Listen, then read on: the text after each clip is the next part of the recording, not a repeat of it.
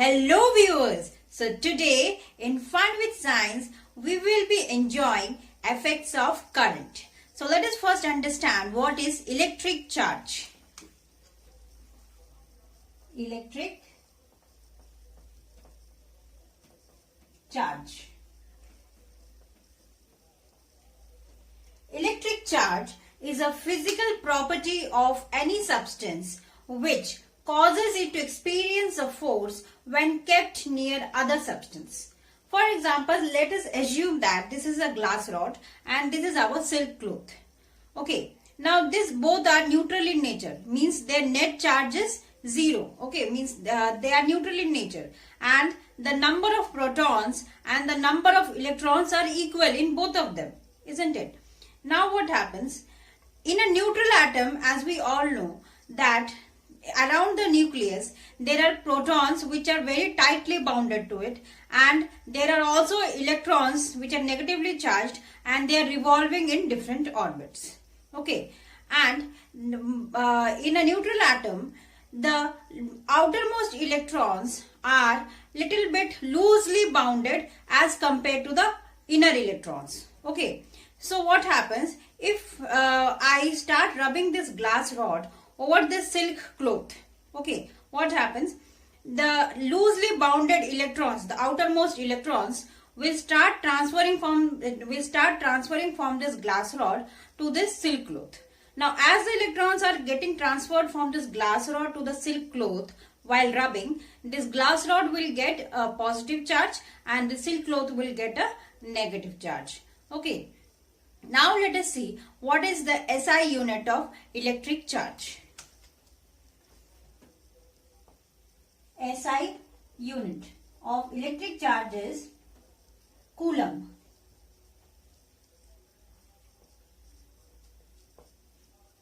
Okay, now what is the charge present on one electron?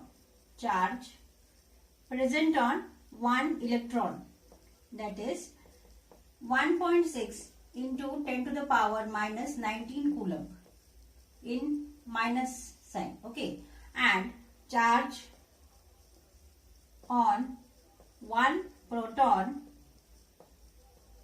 will be plus 1.6 into 10 to the power minus 19 Coulomb. Okay, only the signs are different. Okay, here plus for proton and here minus for electron, and the mass of electron is 9.1 into 10 to the power minus 31 kg.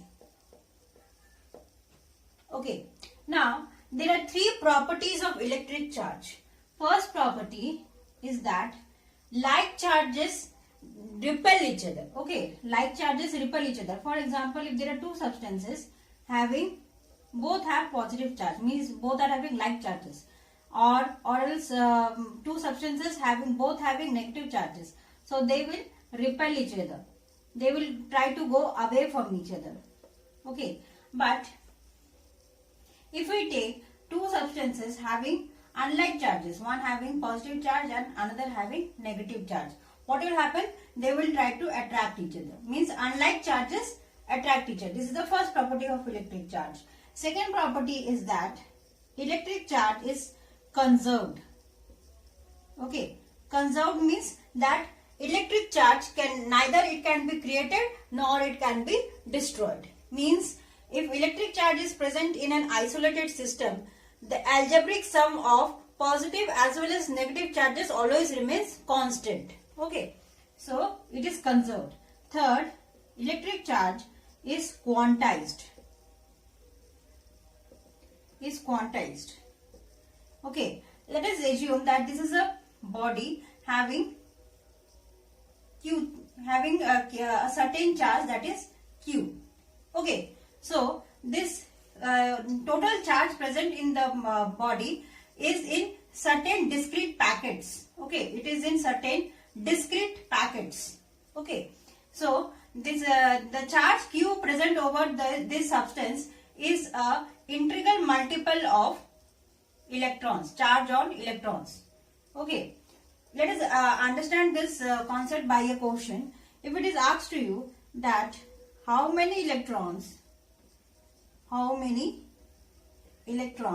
are present in 1 coulomb charge.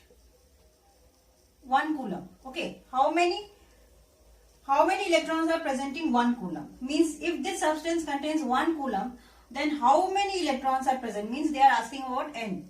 Okay. So as we know, Q equal to Ne. Okay. And so N will be Q by E. What is Q given? 1 coulomb. And what is the charge on electron we have recently studied?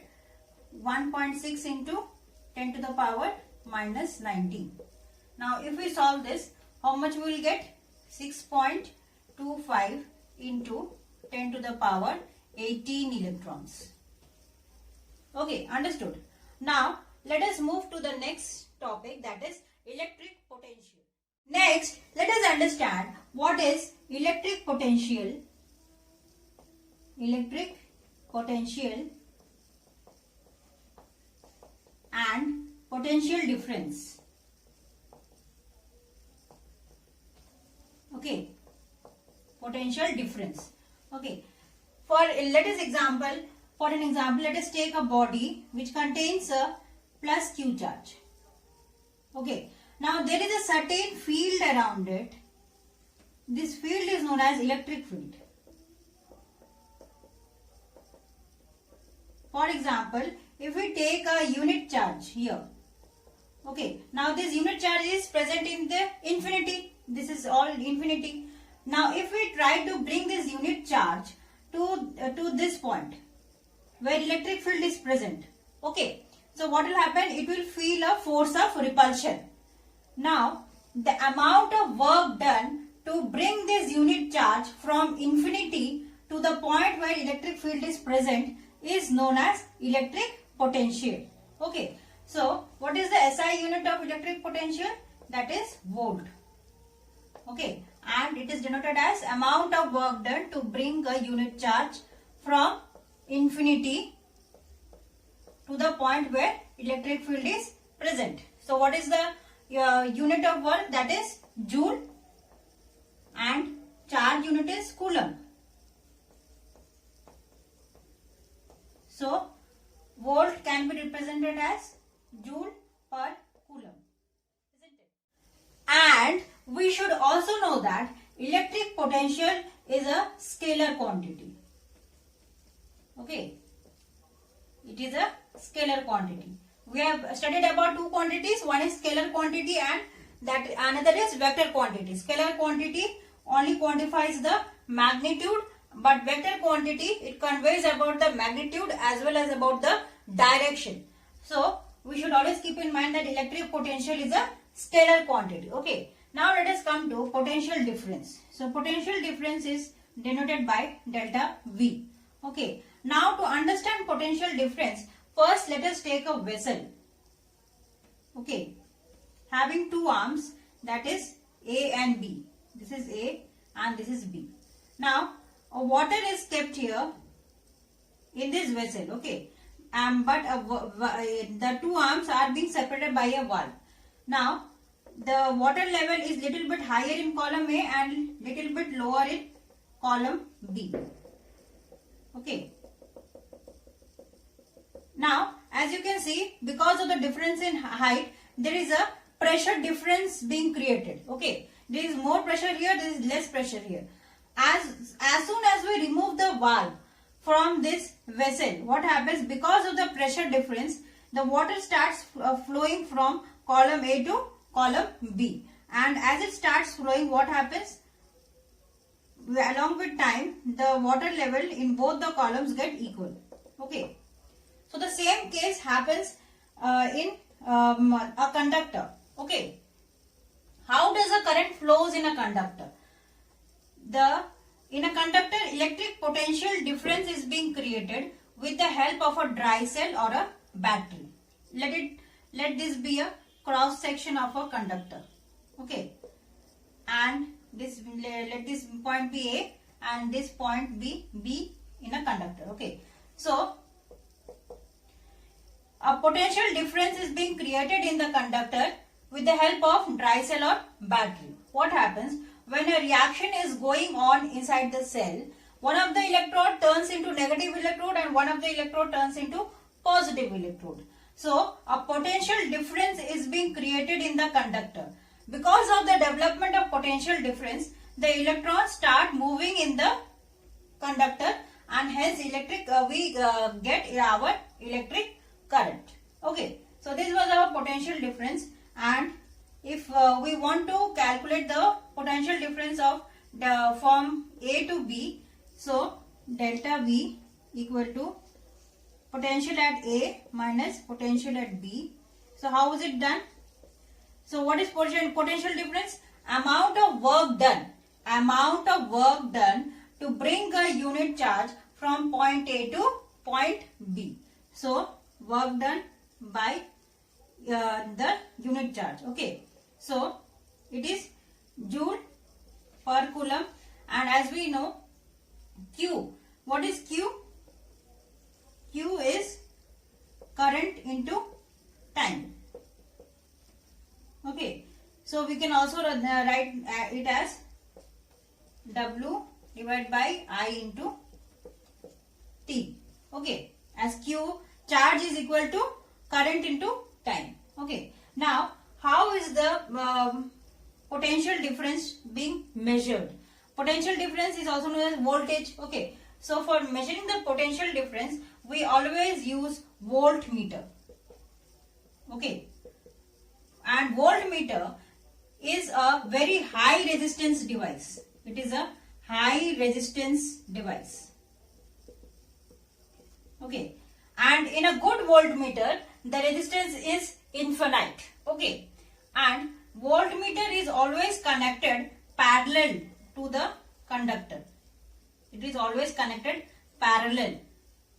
Okay. How is voltmeter being denoted? It is denoted as V and plus minus. Okay. So the positive terminal of the voltmeter should be connected to the positive terminal of the conductor, and the negative terminal of the voltmeter should be connected to the negative terminal of the conductor, and it is always connected in parallel to the conductor. It is always connected to the parallel position.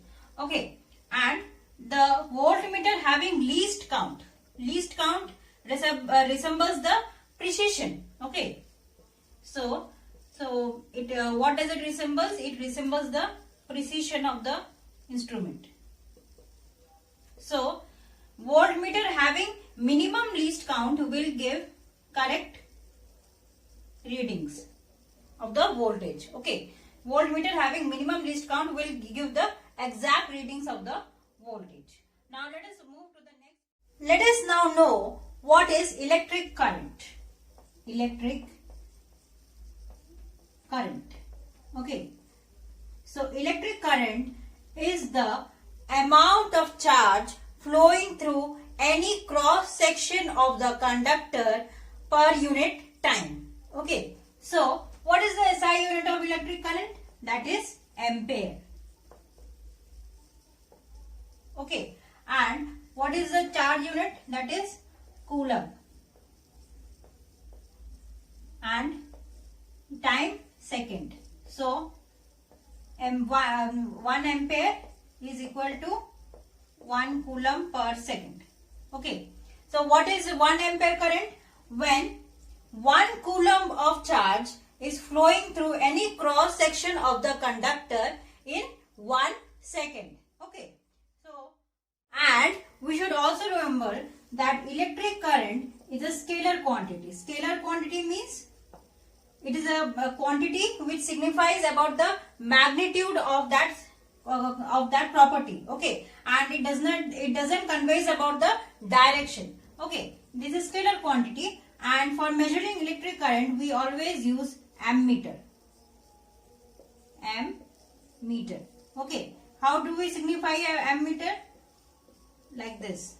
Okay, and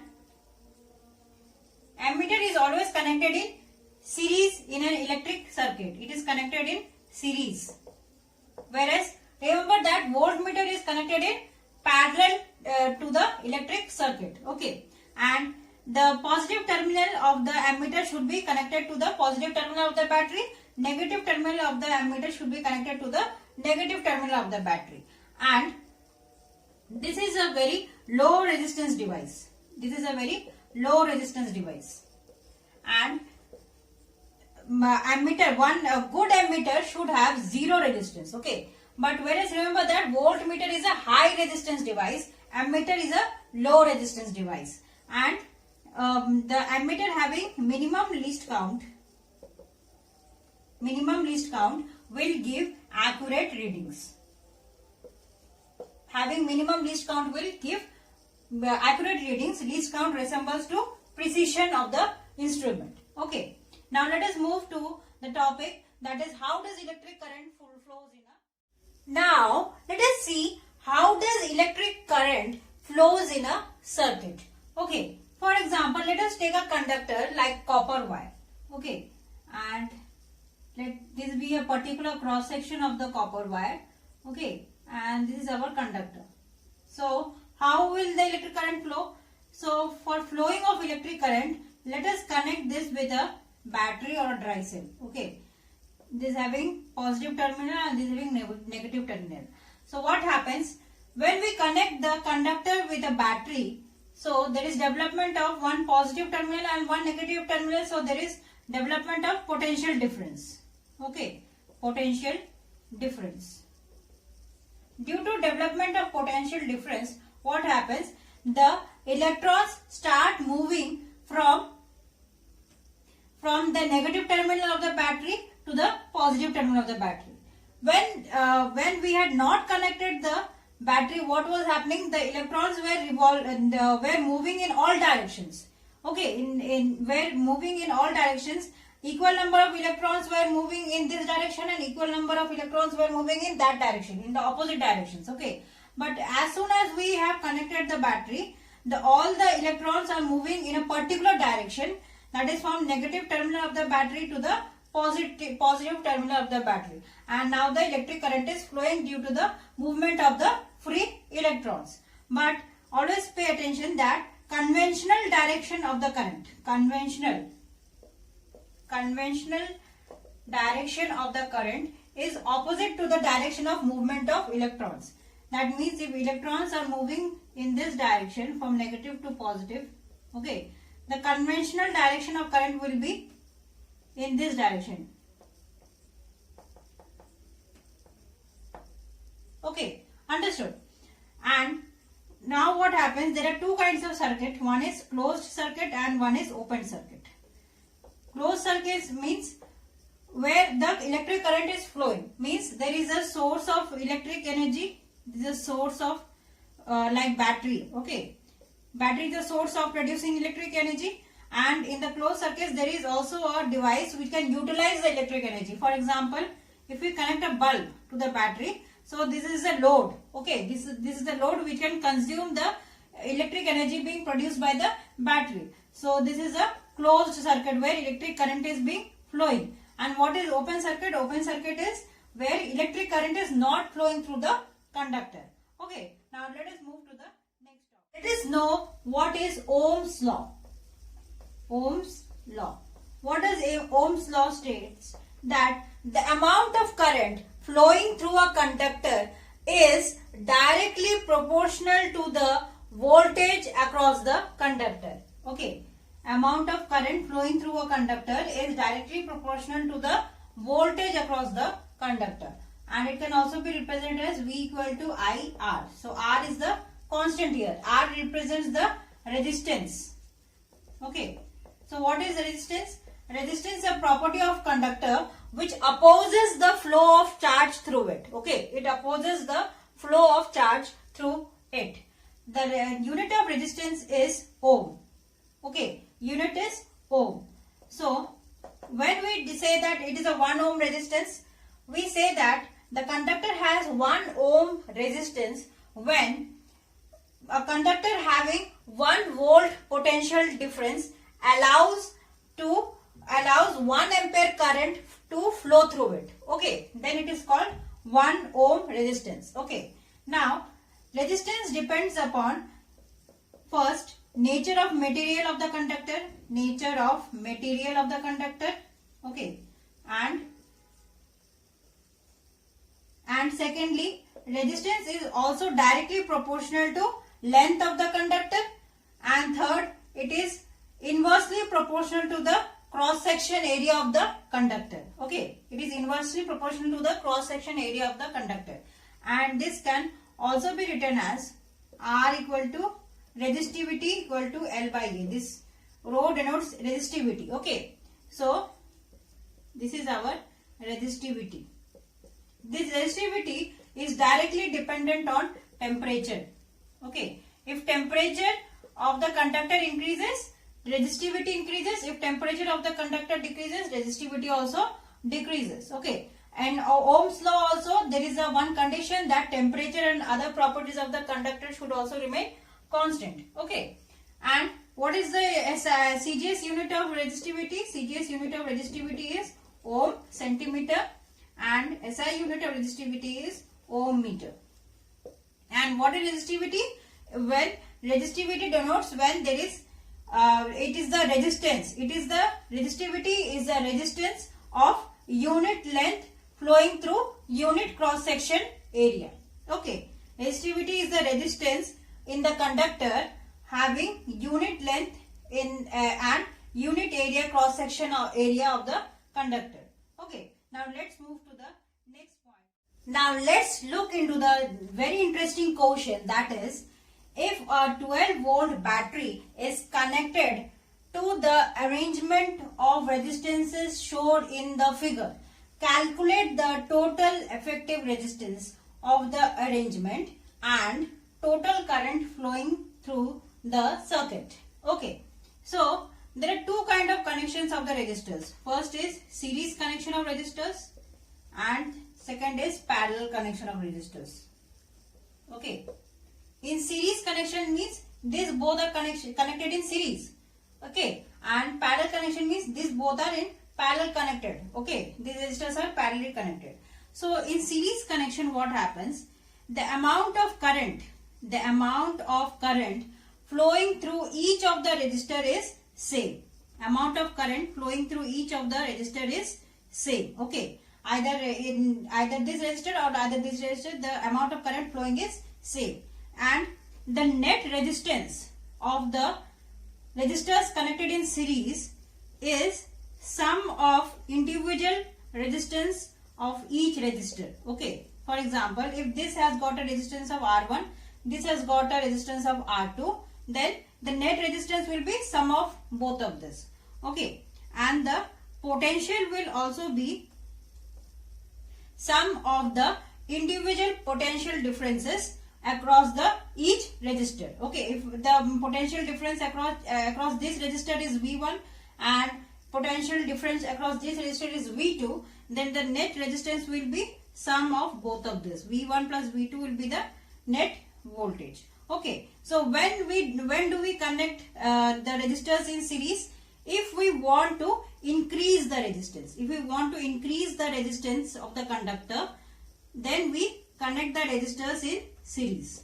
Okay, but there is a drawback while connecting the resistors in series. For example, if in Diwali, if what happens, if we connect all the bulbs in series connection, if one of the bulbs gets fused, then all the rest of the bulbs will also not get enlightened. Okay, so and the series connection is not being used in domestic purposes because different appliances need different amounts of electric current. For example, electric bulb needs less amount of electric current and electric heater needs more amount of electric current. So but the current flowing through each of the resistor is same. So there will be a problem in the output. Okay, what happens in parallel connection? In parallel connection, this both are in parallelly connected. Okay, so the net voltage, okay, the net voltage across the parallelly connected resistors is same as the voltage in across each resistor. Okay, if the voltage across this resistor is V, okay, and the voltage across this resistor will be also be V, and the combination of this parallel resistors will also be V. Okay, so the V, the net voltage will be the same as the voltage across each of the resistor. Okay, across each of the resistor the voltage will be same. Here the current was same, here the voltage is same. Okay, now what happens in parallel connection? The net resistance is sum of reciprocal of each of the resistance in the resistors. Okay, for example, if its resistance is R1, okay, so 1 by R1 and plus 1 by R2. So sum of reciprocal of each resistor will be the net resistance of this parallel connection. Okay, and but this voltage is same here, and the current flowing through each of the resistor. Each of the resistor will be sum of the currents flowing through each of the resistor. For example, if this has got, if the resistor having much resistance, okay, will the current flow will be less from there. Okay, and any resistor having less amount of resistance, so having less amount of resistance, the current flow will be more from there. Okay, so the this parallel connection can be used in domestic purposes. Okay, now let us come to this question. What does it says? Yes, see that this 10 ohm resistor and this 20 ohm resistor are connected in series. Okay, so this both are connected in series. So 10 ohm plus 20 ohm. Why we are doing just addition? See, in series connection we have to do R1 plus R2. Okay, so that is 30 ohm.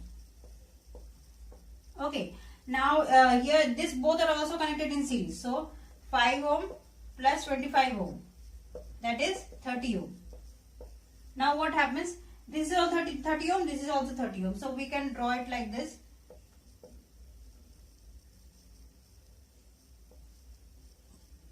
This both are 30 ohms. Okay, and this is connected to the battery. Okay, so now both of these are parallel. Okay, so if parallel connection, how to calculate the resistance? We have to take the reciprocal of each of the resistances. So 1 by 30 plus 1 by 30, that is 2 by 30. Okay, 2 by 30 is 1 by 15. Okay, so the total effective resistance is 15 ohm.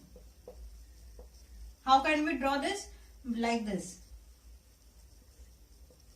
This is 15 ohm. Okay, the net resistance is 15 ohm. Okay, total effective resistance we have found out this system, that is 15 ohm. Now we have to also find out the total current. So how to find out the total current? We know the formula V equal to IR. How much is the voltage given here? 12 volt, 12 volt battery. So this is 12 volt and this is our current. We have to find out. Resistance is 15 ohm. So I will be 12 by 15. So how much if we calculate this? 0.8 ampere. Okay, understood. Now let's move to the next. Now next, let us understand Joule's law of heating. Joule's law of heating. Okay, what does it state? The amount of heat produced in a conductor, when current is passing, it is directly proportional to the square of current flowing through the conductor. Okay, and it is also directly proportional to the resistance of the conductor, and it is also directly proportional to the time in which the current is flowing. Okay, so the amount of heat produced in the conductor is directly proportional to the square of the current and also to the resistance of the conductor, and also with the time through in which the current is flowing. Okay, for example, this law is being used in electric geysers, as we have seen. In electric heaters, what happens? We use nichrome wire. Okay, nichrome metal for making electric heaters or electric geysers. Okay, what happens? The resistance is very much high for nichrome metal. So as the resistance is more, so more amount of heat is being produced. It gets red hot, and we get the electric heater works through this principle. Okay. And now if we take electric bulb. Okay. So electric bulb's filament. The filament is made of tungsten. It is made of tungsten element. Okay. Why it is made of tungsten element? Because it has got a very high melting point. High melting point. Almost 3380 degrees Celsius. Okay. Near about this. Okay. So and this tungsten filament is enveloped with a glass envelope. Okay. It is enveloped with a glass, and which contains inert gases like nitrogen or argon. Okay. So it protects the tungsten filament, and it when it blows up, it gives up red hot, and it gives heat, and it also gives up light. Okay. Now we use electric fuse in our domestic purposes. What is this electric fuse? This is a safety device being used, which doesn't which helps so that our electric appliances doesn't get burned. Okay. These electric fuse are made of copper or tin alloy. Okay. What happens? The melting point of this electric fuse is very low. Okay. It is very low. So what happens? As soon as the more amount of electric current rushes out, so because of more heat is produced, as more heat is produced, so this electric fuse melts down. So there is no short circuiting, or our electric appliances in our domestic purposes used, it doesn't get damaged. Okay. So now let's move to the next topic. So now let us understand what is electric energy. Electric energy. Electric energy is the amount of work done by the source of electricity which it uses to maintain the current throughout the circuit. Okay, that is electric energy. And what is electric power? Electric power. Electric power is the amount of work done per unit second. Amount of electric energy done per unit second. Okay. So how do we denote electric energy in the formula? Electric energy is VIT. Okay. It is equal to voltage multiplied by current into time, and it is equal to the work done by the source of electricity to maintain the electric current throughout the circuit. Now what is electric power? It is the amount of work done per unit second. So W by T. So what is this? VIT by T. So this TT gets cancelled. So electric power will be W equal to VI. Now V is also equal to IR. Okay. So this can also be written as I square R. Okay. And this I is equal to V by R. So this is square. So V by R into V by R into R. So this gets cancelled, and we can also write V square by R. Okay. So so we can write W equal to VI, potential into current from here. Okay. And also equal to I square R, as we have derived here, and also equal to V square by R. Okay. And what is the unit of electric power? The SI unit is watt. Okay. And practical unit of electric power. Practical unit of electric power is horsepower. Horsepower. 1 horsepower is equal to 746 watt. Okay. And what is the connection between electric energy and electric power? Electric energy electric energy is time multiplied by electric power. Okay, time multiplied by electric power. This is the relation between electric power and electric energy. Okay, and what is the commercial unit of electric energy? Commercial unit of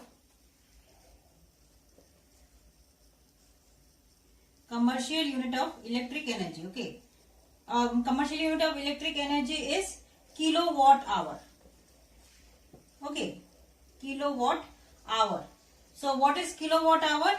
The amount of electric energy used by 1000-watt electric appliance in 1 hour. That is kilowatt hour. That is the commercial unit of electrical energy. And 1 kilowatt hour is equal to 3.6 into 10 to the power 6 joules. Okay, so if you like this video, kindly like and subscribe my channel, that is Fun with Science, and stay with me in the upcoming videos. Thank you.